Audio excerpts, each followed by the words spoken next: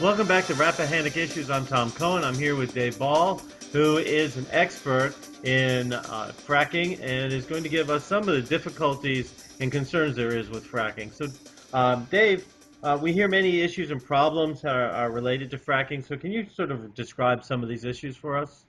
Well, fracking is an industrial process, and there's just no two ways around that. And when initially when drilling was being done in wide open spaces, in basically uninhabited areas, it wasn't maybe a major issue for a lot of people. But as the drilling areas have encroached upon civilization, drilling meets people and towns and so forth, and it's become a problem. Uh, where I mean, as an industrial operation, it's big, it's loud, it's noisy, it creates fumes and smells and trucks and water and so forth. Uh, it begins with seismic testing. If you've ever seen a seismic testing truck, they tend to hog roads and can create vibrations. The drilling operation itself is a very intrusive operation. It's an around-the-clock, 24/7 operation, and some of these well sites drill up to 24 wells on a pad. So if you're drilling a lot of wells over the course of time, sometimes they drill a few and wait for a while, come back and drill some more.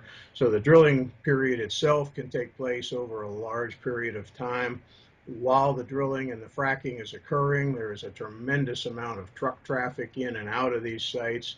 The trucks are big, they're heavy, they can destroy roads. They certainly are a hazard to people, and since much of the activity takes place in rural areas, the roads are not frequently not built Yeah. for heavy trucking, so some of the roads get destroyed. To get gas away from the site requires building pipelines, and when you build pipelines, you obviously uh, impinge on people's property. To move gas along the pipelines requires compressor stations, and these run 24/7. They make a lot of noise, even though they are generally built in soundproof buildings. They make noise and they put out pollutants. There's processing plants which process the gas. Um, and all of this takes place. The major contention is honestly is money. There's a lot of money in gas, and people who own the property obviously want the money. Hmm. People that don't have the property don't want the hassle of the drilling. So, Right. it's a kind of a unique situation in that you're pitting neighbor against neighbor frequently. Towns have to make decisions, that they're have part of your citizenry wants to see the drilling because they profit from it, and part doesn't because they don't, and they have all the inconvenience. Um, the industry obviously wants to drill as much as they can. They have a lot of money. They tend to be pretty pretty forceful on occasion. Drilling can affect land values, where drilling occurs. If it's right next to your property, that's certainly not going to positively affect your property. There are mortgage companies which will not lend mortgages, where drilling occurs. There have been instances where insurance has been affected by it. So everybody gets affected by Right. this one way or the other. And it's not a short-term issue. Um, Quick question. If they're going to, do they have to own the land? You're saying how with doing it horizontally, they can go out many thousands of, feet. Do they have to own all that property, or can they be theoretically going underneath other people's property at that It's an point? interesting situation in Pennsylvania. We have a law called split estate, where you can own surface rights but not subsurface rights, or you can own subsurface rights and not Huh. surface rights.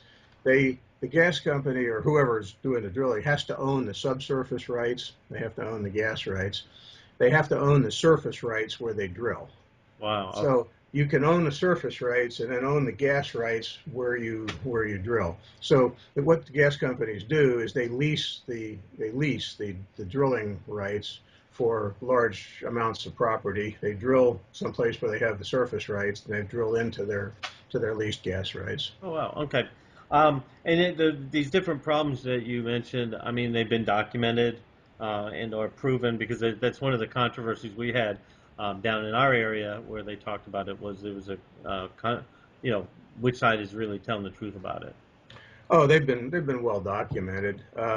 There's study after study after study of people who've documented health problems that have been caused by effluents from from drilling sites. There's a lot of VOCs, volatile organic compounds, that do come from drill sites, particularly impoundments where they store the contaminated drilling fluid. Um, when you bring cuttings up from a well, particularly in this region of the country, there's a lot of radioactive material, naturally occurring radioactive material that comes with it. Those are problems. Those are documented. Big argument, of course, is how much, where, who does it affect? How far from a drill site is affected or impacted? Much of which is a function of um, the topography and the wind and so forth. Pennsylvania has an interesting. We have a constitutional amendment in our state. It's called the Environmental Rights Amendment, and it says that citizens are guaranteed the right to clean air, clean water, and a healthy environment, which is great, but legally, when you come down to looking at it, the question is, well, exactly what is that, and how do you enforce it, and who's responsible for it? So that's kind of where some of that is now wending its way through the discussion process. Cool. And we have about a little over a minute and a half left. So what protects the people, and what are the role of the state, local, and even the federal government in dealing with this? Well, uh, we had a case before the Supreme Court a couple of years ago. It was known as the Robinson case, where the Supreme Court ruled very clearly and very eloquently that it was the responsibility of all levels of government to provide for the Environmental Rights Amendment, clean air, clean water, and healthy environment. Um, Local government, county, state, all of them. And it was very eloquently stated by Chief Justice Castile. But like I said, that the question becomes, how do you do that? What do you measure? Who's supposed to measure it? Now, there's things you can do. There are processes and practices, best practices that can be followed to contain leakage of contaminated fluids, and most responsible drilling companies try to do that. There are ways that you can contain escaping vapors. There's a lot of things you can do. Some things are the responsibility of companies. It is the responsibility of townships when they permit sites, building sites to make sure what they can do is done. The state DEP has a responsibility to And we cast. have a quick responsibility to take a break, but when we come back from that, we'll pick up on that. So Sure. we'll be back after this short break.